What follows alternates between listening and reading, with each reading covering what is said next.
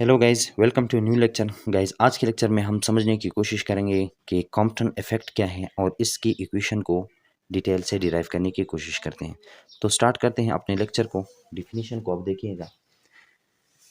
When a photon of frequency f is incident on a stationary electron, the photon will be scattered at a certain angle such that its frequency decreases and wavelength increases. The phenomena is called Compton effect.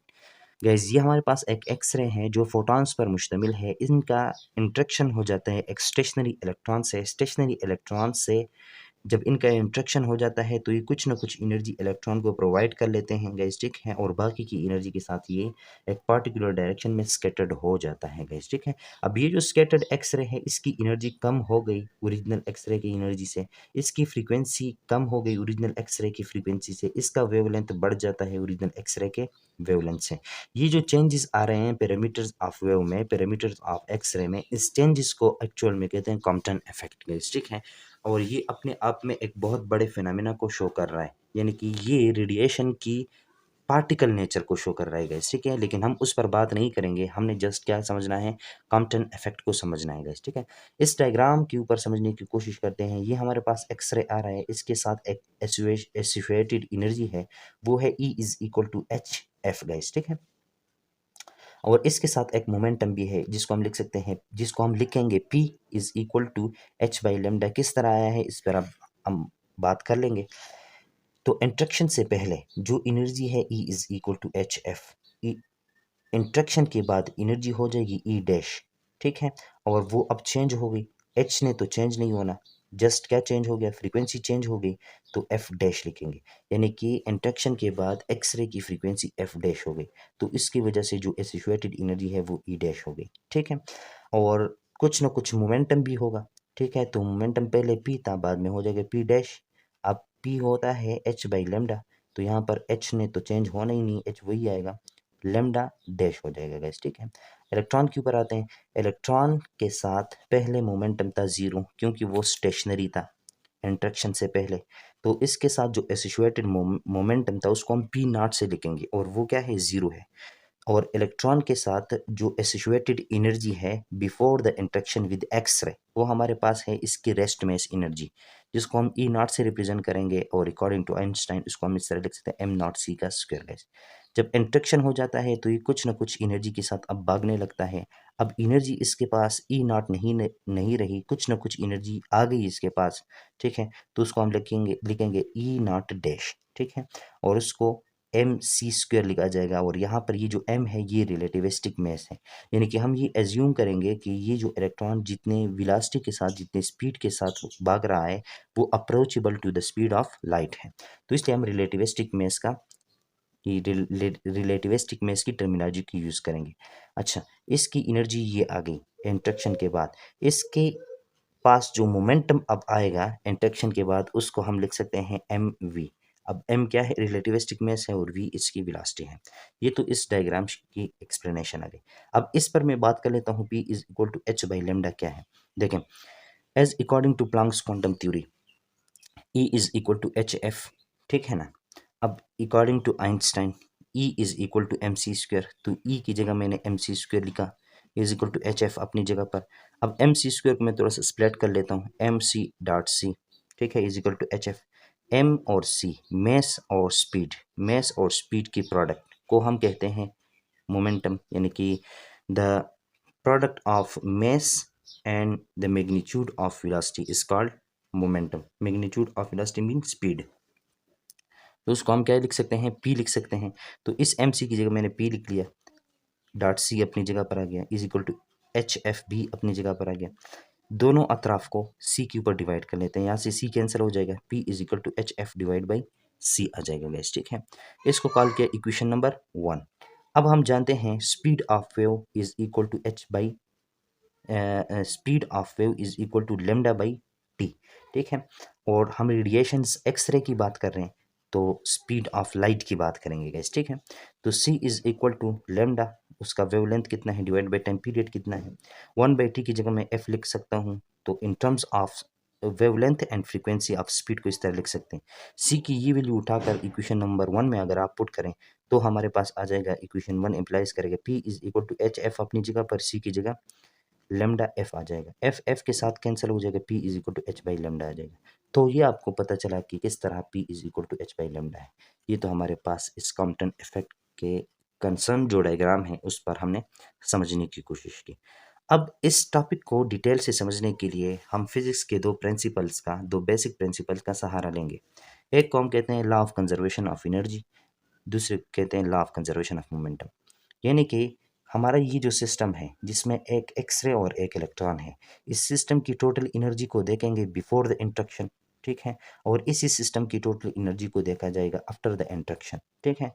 Law of conservation of energy ये कहता है कि भाई इंट्रक्शन के पहले system की जो energy है वही एनर्जी, उतनी ही एनर्जी सिस्टम की होगी आफ्टर द इंट्रक्शन। ये है law of conservation of energy.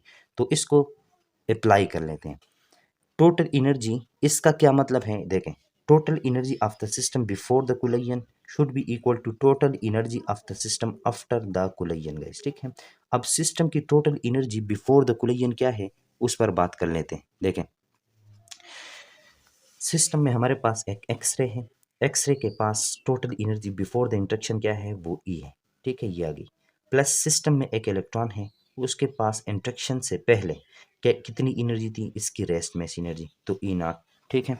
वो बराबर आनी चाहिए total total energy after the collision, after the interaction of the system. अच्छा, कोलिजन के बाद फोटॉन सिस्टम में आ रहा है, एक्सरे सिस्टम में आ रहा है इलेक्ट्रॉन। अब एक्सरे के पास एनर्जी क्या है, ई डैश, और इलेक्ट्रॉन के पास एनर्जी क्या है, ई नॉट डैश, ठीक है। दोनों को सम किया, दोनों बराबर आने चाहिए according to law of conservation of energy, ठीक। अब ई की वैल्यू क्या है, ई की वैल्यू एच एफ, ये पुट कर लिया, प्लस ई नॉट की वैल्यू क्या है, एम नॉट सी स्क्वायर, ये पुट कर लिया, is equal to E dash की वैल्यू क्या है, एच एफ डैश, ये आ गया, प्लस ई नॉट डैश की वैल्यू क्या है, ई नॉट डैश की वैल्यू है एम सी स्क्वायर, ये आ गया। अब इस एच एफ प्राइम को राइट लेफ्ट हैंड साइड पे लेकर आया और इस एम नॉट सी को राइट हैंड साइड पे लेकर आया, तो साइन चेंज हो जाएंगे, H F minus H F prime is equal to M C square minus M naught C square guys, ठीक है। बट इसको कॉल किया इक्वेशन नंबर 1। अब देखें यही डिफिनीशन हम दोबारा अप्लाई करेंगे, C is equal to lambda into F, C is equal to lambda into F, यहाँ से एफ की वैल्यू निकालो, सी बाई लेमडा आ गया, ठीक है। अब ये एस, इस एफ की ये जो वैल्यू है सी बाई लेमडा, इसको हम पुट करेंगे इस एफ की जगह पर, तो एफ प्राइम के लिए क्या हो जाएगा, F prime is equal to C by, C तो कांस्टेंट है वो तो चेंज होगा ही नहीं, डिवाइड बाई लेमडा डैश हो जाएगा गैस, ठीक है। तो इसी डिफिनीशन को यहाँ पर अप्लाई करते हैं। देखें, एच अपनी जगह पर, एफ की जगह सी बाई लेमडा, माइनस अपनी जगह पर, एच अपनी जगह पर, और एफ प्राइम की जगह C by lambda dash is equal to M C square M naught C square, ये अपनी जगह पर गैस, ठीक है। इन दोनों में से मैंने सी को कॉमन ले लिया, तो H divide by lambda minus H divide by lambda dash into C is equal to, अब एम सी स्क्वायर, इसमें से मैंने एक सी को कॉमन ले लिया है ताकि इस सी को मैं इस सी के साथ खत्म कर सकूं, तो हमारे पास आ जाएगा H divide by lambda minus H divide by lambda dash is equal to M C minus M naught C. देखें आगे,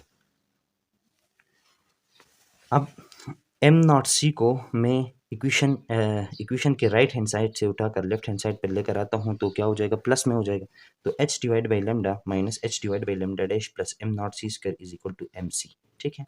अब मैंने कहा था मैस जो है वो रिलेटिविस्टिक मैस है, एम एम नॉट नहीं, ये तो प्रॉपर मैस है, ठीक है। एम जो है ये रिलेटिविस्टिक, और रिलेटिविस्टिक मैस को हम लिख सकते हैं M naught divide by 1 minus V square divide by C square under the root guys, ठीक है। तो m की ये वैल्यू पुट करते हैं इस इक्वेशन में, तो ये लेफ्ट हैंड साइड अपनी जगह पर एज इट इज आ जाएगा, राइट हैंड साइड में हमारे पास M naught C divide by square root 1 minus V square divide by C square आ जाएगा। अब ये हमारे पास एक इक्वेशन बन गया। अब इसका हम ले लेते हैं एक स्क्वायर लेंगे गाइस, ठीक है, बोथ साइड से, यानी कि यहाँ से भी स्क्वायर ले लिया और यहाँ से भी स्क्वायर ले लिया गाइस। अब हम क्या करेंगे, इस स्क्वायर को एक्सपेंड करेंगे। स्क्वायर को एक्सपेंड करने के लिए देखें, ये जो टर्मिनोलॉजी है एच, ये जो टर्म है H divide by lambda minus H divide by lambda, इस पूरे टर्म्स को, इन दो टर्म्स को हम समझेंगे ए, और इस एक टर्म को जो कि एम नॉट सी है समझेंगे बी, ठीक है, और ए प्लस बी होल स्क्वायर वाला फार्मूला अप्लाई करेंगे, ठीक है। अच्छा देखें, तो ए का स्क्वायर प्लस बी का स्क्वायर प्लस 2ab, ठीक है, ये लेफ्ट हैंड साइड एक्सपेंड हो गया। ये राइट हैंड साइड पे आप देखें, एम नॉट का स्क्वायर सी का स्क्वायर, एम नॉट का स्क्वायर सी का स्क्वायर आ जाएगा, और ये स्क्वायर इस रूट के साथ कैंसिल हो जाएगा, हमारे पास आ जाएगा 1 minus V square divide by C square. हम कैलकुलेशन को आसान बनाने के लिए या इस 1 minus V square divide by C square को हम कह देंगे बीटा, ठीक है, ताकि इसको हमें लिखने की ज़रूरत ना हो। इन दो अल्फाज को लिखने की बजाय हम एक ही लफ्ज़ लिखेंगे बीटा, तो ये बीटा का स्क्वायर आ जाएगा, ठीक है। अब देखें, ये हमारे पास एक फार्मूला बन जाएगा A minus B whole square. अब इसको एक्सपेंड करेंगे, A square plus B square minus 2ab। Expand किया, ये वाला एक्सपेंड हो गया, ठीक है, ये अपनी जगह पर इसका स्क्वायर रूट, इसको मैंने मल्टीप्लाई किया 2h M naught C, 2h m0c divide by क्या है लेमडा, माइनस ये 2h divide by lambda dash m naught C, ये आ जाएगा गैस, ठीक है, is equal to right hand side as it is आ जाएगा। अब देखें यहाँ पर इसका स्क्वायर ले लिया, इसका भी स्क्वायर ले लिया, इसको मल्टीप्लाई किया, minus 2h square divide by lambda into lambda dash आ जाएगा, प्लस m नॉट का स्क्वायर सी का स्क्वायर, ये अपनी जगह पर गैस, ठीक है। एलसीएम आ जाएगा लेमडा इंटू लेमडा डैश, ये आ जाएगा, ठीक है। इस टर्म के साथ लेमडा डैश मल्टीप्लाई हो जाएगा। एलसीएम लेना तो आता होगा गाइस आपको, ठीक है। एलसीएम ले लिया, एलसीएम के ऊपर एलसीएम जो है पहले टर्म के ऊपर डिवाइड किया, जो बचा उसको इस पहले टर्म के साथ मल्टीप्लाई किया, ये चीज़, ठीक है। माइनस 2h m0c को लेमडा डैश लेमडा के साथ मल्टीप्लाई किया, is equal to right hand side at as it is आ गया। अब देखें यहाँ से आगे, ये जो हमारे पास H square divide by lambda square plus H square divide by lambda dash square minus 2h square divide by lambda, ये एज इट इज आ गया, ठीक है। दोनों इन इस टर्म में से मैंने 2h m0c को कॉमन ले लिया, अंदर हमारे पास आ गया लेमडा डैश माइनस लेमडा, ये right hand side as it is आ गया। अब यहाँ से अगला जो स्टेप होगा, इसमें ये सारा कुछ इसी तरह आएगा, इस लेमडा डैश इंटू लेमडा को लेमडा डैश के नीचे भी लिख लिया, minus lambda divide by lambda into lambda dash इसके नीचे भी लिख लिया, ठीक है, ये वाला step right hand side as it is आ गया इसी तरह। अब लेमडा डैश के साथ कैंसिल हो जाएगा, लेमडा लेमडा के साथ कैंसिल हो जाएगा, तो हमारे पास ये आ जाएगा, ये बाकी टर्म्स जो हैं ये एज इट इज आ जाएंगे। यहाँ से हमारे पास ये, इसको हम कॉल कर लेंगे इक्वेशन नंबर 2। ये हमने क्या किया, अपने सिस्टम के ऊपर law of conservation of energy को यूज़ किया और वहाँ से हमें ये एक इक्वेशन मिला जिसको हमने कॉल किया, ये हमारा है इक्वेशन नंबर 2।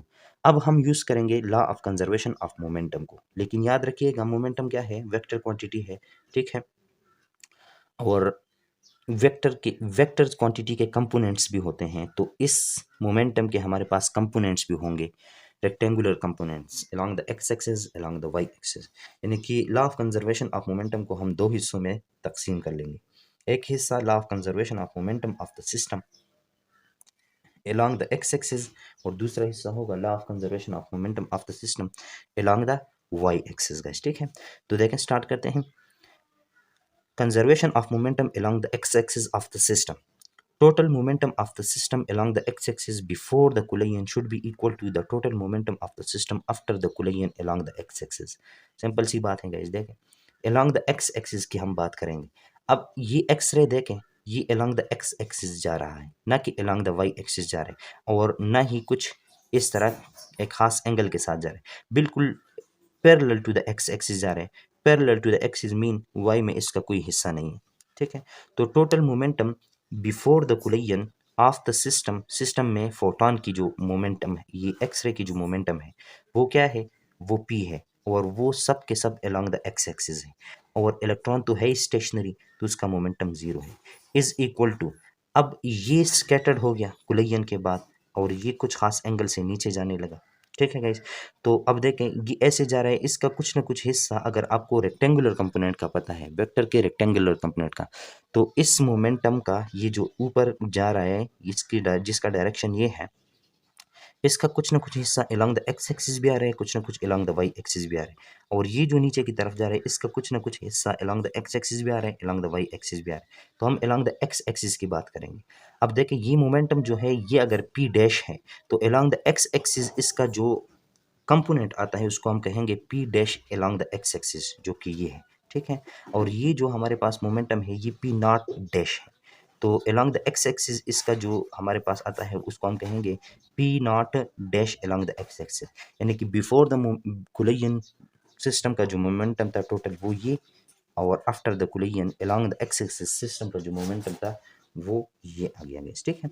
अब देखिए पी हमारे पास कितने के बराबर था, P is equal to H by lambda था, तो इसकी जगह हमारे पास एच बाई लेमडा आ गया, जीरो के साथ प्लस या कुछ भी नहीं होता तो यही आता है, ठीक है।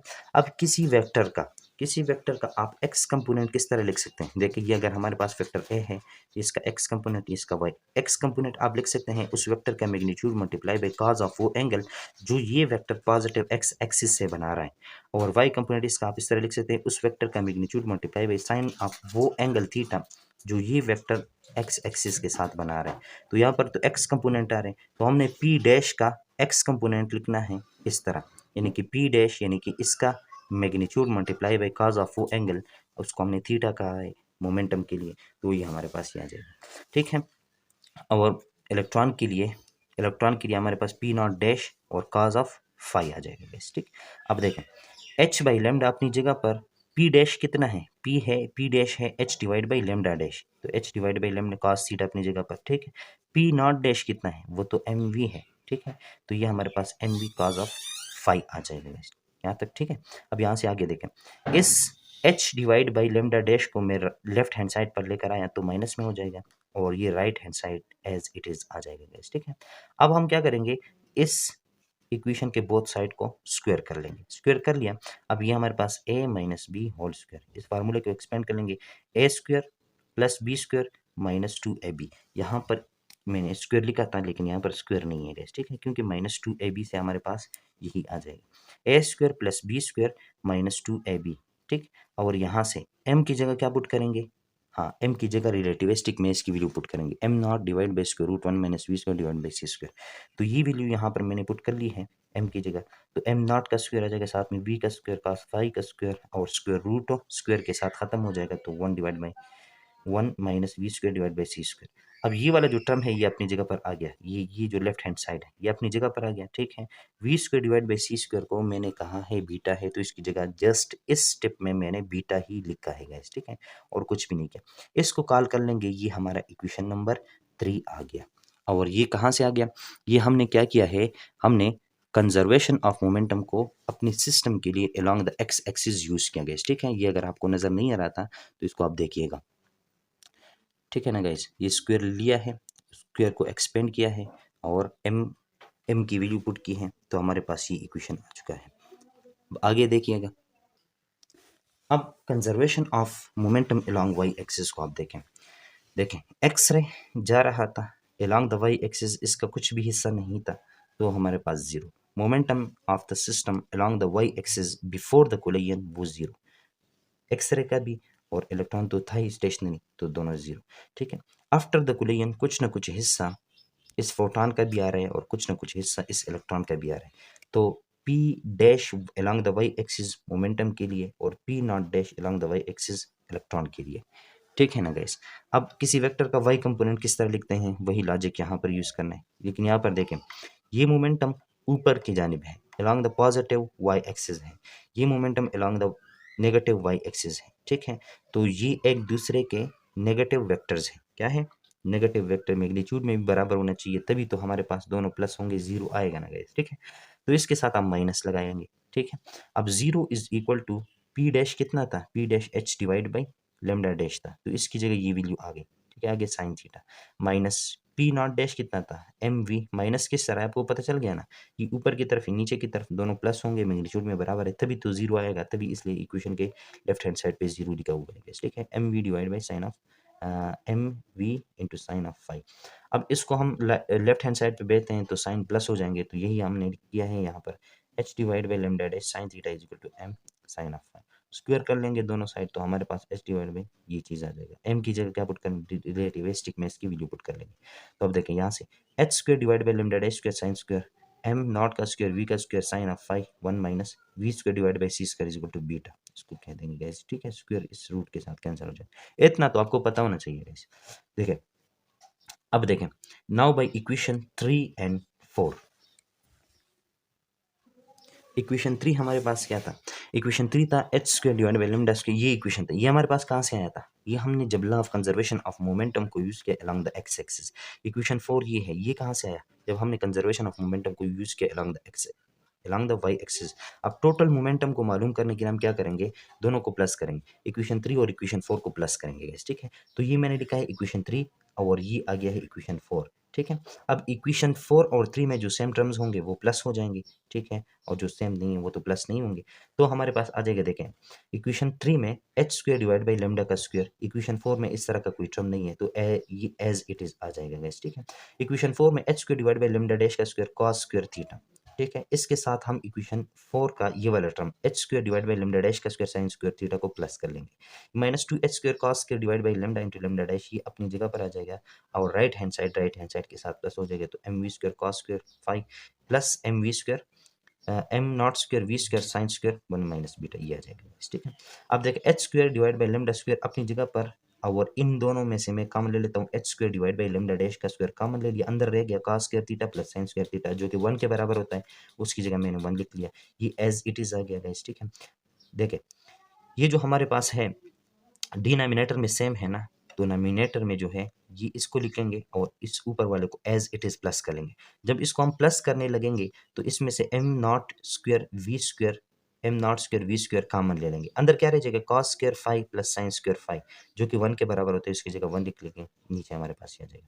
तो यहाँ से देखें हमारे पास ये आ जाएगा H square divide by lambda का square plus H square divide by lambda dash का square minus 2 H square divide by lambda into lambda dash का स्क्वायर थीटा, ठीक है, ये आ जाएगा is equal to M V square 1 के साथ मल्टीप्लाई हो जाए M naught square V square divide by 1 minus beta का स्क्वायर, तो ये आ जाएगा। इसको हम कॉल कर लेंगे इक्वेशन नंबर 5। अब इस इक्वेशन नंबर 5 से एक थोड़ा सा खेलेंगे, थोड़ा सा मैथमेटिकली खेलेंगे गाइस, ठीक है, क्योंकि हमने अपने डिजायर इक्वेशन को निकालना है, तो इसको हम थोड़ा सा छेड़ देते हैं। देखें ये जो हमारे पास लेफ्ट हैंड साइड है इक्वेशन 5 का, ये एज इट इज आ गया, ठीक है।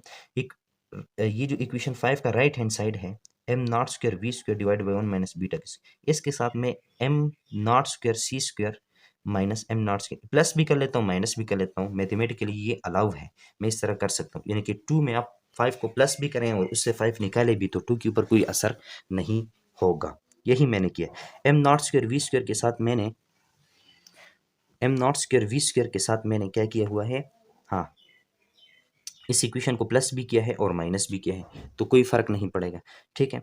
अब यहाँ से आगे देखें ये जो लेफ्ट हैंड साइड है ये एज इट इज आ गया, ठीक है, जस्ट इसको मैंने क्या किया हुआ है रीअरेंज किया हुआ है, ये M naught square C square इसको मैंने इधर लिखा है, ठीक है, minus M naught square C square को मैंने दूसरे टर्म में लिखा है, plus M naught square V square को मैंने आखिर में लिखा है गाइस, ठीक है। ये मैं इस तरह क्यों लिख रहा हूँ आपको मैं अभी बताऊंगा, ठीक। अब यहाँ से आगे देखें ये left hand side as it is आ जाएगा, M naught square C square भी एज इट इज आ जाएगा, इन दोनों में से M naught square C square मैं कॉमन ले लेता हूँ, तो यहाँ से तो 1 रह जाएगा गाइस, ठीक है। यहाँ से मैंने माइनस कॉमन लिया हुआ है तो यहाँ से ये प्लस के बजाय क्या हो जाएगा माइनस हो जाएगा। अब एम नॉट स्क्वायर मैंने कॉमन लिया हुआ है, ठीक है, तो वी स्क्वायर रह जाएगा। अब इसके पास सी स्क्वायर नहीं था तो उसको हम डिवाइड कर लेंगे गाइस, ठीक है। हाँ मैथमेटिकली अगर इस स्टेप का आपको पता है, मैं थोड़ा सा आगे कर लूँ ताकि आपको पता चल जाए, ये देखें सही है, M naught square C square मैंने कॉमन लिया हुआ है, यहाँ पर बच जाएगा 1, ठीक है, ये वाला minus V square divide by C square guys, ठीक, यानी कि मैं इसको अगर थोड़ा सा एक्सप्लेन करूँ तो आप देखें ये 2 है ये प्लस 5 है, इन दोनों में से अगर मैं 5 को कॉमन ले लेता हूँ तो 2 में तो 5 नहीं है, तो मुझे 2 को 5 के ऊपर डिवाइड करना पड़ेगा और यहाँ पर इसकी जगह क्या आ जाएगा 1 आ जाएगा। यही काम मैंने इधर भी किया हुआ है। अब 5 को आप अंदर मल्टीप्लाई करें तो 5 5 के साथ खत्म हो जाएगा, 2 रह जाएगा, 5 1 5, यानी कि इस स्टेप को सॉल्व करने से ये स्टेप आता है, इस स्टेप को सॉल्व करने से ये स्टेप आता है, तो मेरा ये वाला स्टेप ठीक है। मैथमेटिक्स में ये एक हाँ मेन बात है, अगर आपका जो स्टेप आ रहा है उसको आप सॉल्व करें, उससे आपका अगला वाला स्टेप यानी कि ऊपर वाला स्टेप आ रहा है तो आपका जो स्टेप है नीचे वाला वो ठीक है। यहाँ से ये left hand side as it is आ जाएगा, ठीक है, ये इसके ऊपर स्क्वायर नहीं है इसलिए मैंने इसको यहाँ से मिटाया हुआ है गैस, ठीक है, यहाँ पर आपने कंफ्यूज नहीं होना। 2h स्क्वायर ये स्क्वायर इसके पास नहीं है, ये स्क्वायर इसके पास नहीं है, ये स्क्वायर इसके पास नहीं है गैस, ठीक है, इस बात का आप ध्यान रखें। ये देखें यहाँ से मैंने मिटाया हुआ है, यहाँ से ये भी नहीं है, ठीक है। हाँ तो हमारे पास क्या आ जाएगा 1 माइनस अच्छा 1 minus V square divide by C square, ये तो किस चीज़ के बराबर था, ये तो बीटा स्क्वायर के बराबर था, तो यहाँ पर 1 माइनस बीटा स्क्वायर आ जाएगा। अब ये वाला डिनोमिनेटर 1 माइनस बीटा स्क्वायर जो है ये इस एम नॉट सी स्क्वायर के नीचे भी है माइनस इसके नीचे भी है, तो इसका वाला इसके साथ खत्म हो जाएगा और इसका वाला इसके साथ आया हुआ है गाइस, ठीक है। अब आगे देखें H square divide by lambda square plus H square divide by lambda dash square minus 2h square divide by lambda into lambda dash cos theta is equal to M naught square C square 1 minus beta square minus ये आ गया, इसको call कर लेंगे equation number 6। अब equation number 6 ये जो momentum है, momentum along the X axis along the Y axis को हमने प्लस किया, जो हमारे पास लास्ट इक्वेशन आया वो ये है। और एक इक्वेशन हमारे पास law of conservation of energy से आया हुआ था, जिसको हमने इक्वेशन 2 कॉल किया था। तो उसको आप देखिएगा, हम इक्वेशन 2 से इक्वेशन 6 को क्या कर लेंगे, माइनस कर लेंगे। तो आप देखें, इक्वेशन 2 से इक्वेशन 6 को माइनस करते हैं। इक्वेशन 2 क्या था, इक्वेशन 2 था H square divide by lambda square plus H square divide by lambda dash square plus M naught C square minus 2 H square divide by lambda into lambda dash plus M naught C H 1 by lambda minus 1 divide by lambda dash. अब ये किधर लिखा हुआ है मैं आपको बता देता हूँ ताकि आप कंफ्यूज ना हो। देखें इक्वेशन नंबर 2, इक्वेशन नंबर 2 ये है, देखें एच स्क्वायर डिवाइड बाई ये वाला, ठीक है, प्लस एम नॉट स्क्वायर ये वाला। इस इक्वेशन को मैंने एज इट इज़ यहाँ पर कॉपी किया हुआ है, ठीक है। अब इक्वेशन 2 से माइनस करेंगे इक्वेशन 6 को। अब इक्वेशन 6 किधर लिखा हुआ है, इक्वेशन 6 हमारे पास ये है, ठीक है। ये एच स्क्वायर, ये भी प्लस में है, ये भी प्लस में है, ये भी प्लस में है, ये इस साइड आके प्लस में हो जाएगा गाइस, ठीक है। अब देखें ये H square divide by lambda का स्क्वायर, ये प्लस में है ना, ये देखें आप, ये प्लस में है तो ये प्लस में है, माइनस करना है तो इसका साइन चेंज कर लेंगे भाई बाद में गाइस, ठीक है। ये भी प्लस में है तो प्लस में आया हुआ है, minus 2 H square lambda into lambda dash cos theta. ये देखें मैंने यहाँ पर कॉस थीटा लिखा हुआ है, ये किस चीज़ में है, माइनस में है, ठीक है। ये माइनस में है, ये इज एज इट इज़, ये इस साइड आके प्लस हो जाएगा तो ये भी प्लस में है, ठीक है। और इस साइड हमारे पास M naught square C square 1 minus beta square ये रह जाएगा। अब देखें इस इक्वेशन 2 से इक्वेशन 6 को माइनस करेंगे तो ये वाला टर्म, ये वाला टर्म, ये वाला टर्म कैंसिल हो जाएगा गाइस, ये वाला टर्म, ये वाला टर्म कैंसिल हो जाएगा, एम नॉट सी स्क्वायर का ये वाला कैंसिल हो जाएगा। हमारे पास बचेगा क्या, ऊपर वाले में बचा 2 एम नॉट सी एच, ये वाला टर्म बचा, ठीक है, minus 2 H square divide by lambda into lambda dash बचा, ये वाला बचा, ठीक है। और नीचे वाले में कौन सा बचा, plus 2 H square divide by lambda into lambda dash और कॉज ऑफ थीटा, ये वाला बचा, ठीक है। अब M naught square C square right hand side को अगर आप देखें, इक्वेशन नंबर 2 का ये है और इक्वेशन नंबर 6 का ये है, ये प्लस में माइनस हो जाएगा, दोनों बराबर है तो हमारे पास जीरो आ जाएगा गाइस, ठीक है। अच्छा अब इस चीज़ को देखें, ये तो अपनी जगह पर आ गया, ये राइट हैंड साइड पे चला गया तो प्लस हो जाएगा, ये राइट हैंड साइड पे चला जाएगा तो माइनस हो जाएगा, ठीक है। अब यहाँ से आगे देखें, मैंने एलसीएम लिया हुआ है लेमडा इंटू लेमडा डैश, ठीक है, ऊपर लेमडा डैश माइनस लेमडा, ठीक है, यहाँ से ये आ जाएगा लेमडा डैश माइनस लेमडा, इसको हम कह देंगे डेल लेमडा, ठीक है, divide by lambda into lambda dash अपनी जगह पर आ जाएगा, ठीक। अब यहाँ से lambda into lambda dash LCM ऊपर हमारे पास एज इट इज आएगा 2 H square minus 2 H square cos of theta. यहाँ से मैंने कॉमन लिया हुआ है 2 एच स्क्वायर को, क्या लिया हुआ है 2 एच स्क्वायर, अंदर रह जाएगा 1 माइनस कॉस ऑफ थीटा, ठीक है। और ये जो लेमडा इंटू लेमडा डैश है ये राइट हैंड साइड पे भी है लेफ्ट हैंड साइड पे भी है, तो ये कैंसिल हो जाएंगे एक दूसरे के साथ, क्या हो जाएंगे गाइस, कैंसिल हो जाएंगे गाइस, ठीक। हमारे पास बच जाएगा क्या चीज़ जी, 2m0 ch into del lambda, ठीक है, is equal to 2 H square 1 minus cos of theta, ये बच जाएगा गाइस, ठीक है। अब ये डेल लेमडा को लेफ्ट हैंड साइड पे छोड़ देते हैं और 2m0 ch को यहाँ पर डिवाइड कर लेते हैं गाइस, ठीक है। तो हमारे पास 2 के साथ एम नॉट तो इसी तरह आएगा, ठीक है। एक एच जो है एच स्क्वायर के साथ कैंसिल हो जाएगा तो एक एच बच जाएगा, del lambda is equal to H divide by M naught C 1 minus cos of theta. और यही है कॉम्पटन इफेक्ट का मैथमेटिकली फॉर्म, ये हमारा है रिक्वायर्ड इक्वेशन। तो उम्मीद है गाइज आज का लेक्चर आपको पसंद आया होगा, थोड़ा सा लेंथी था, आप तंग हुए होंगे उसके लिए मैं माफ़ी चाहता हूँ। मिलते हैं नेक्स्ट लेक्चर में, तब तक के लिए अपना ख्याल रखिएगा, अल्लाह हाफिज़।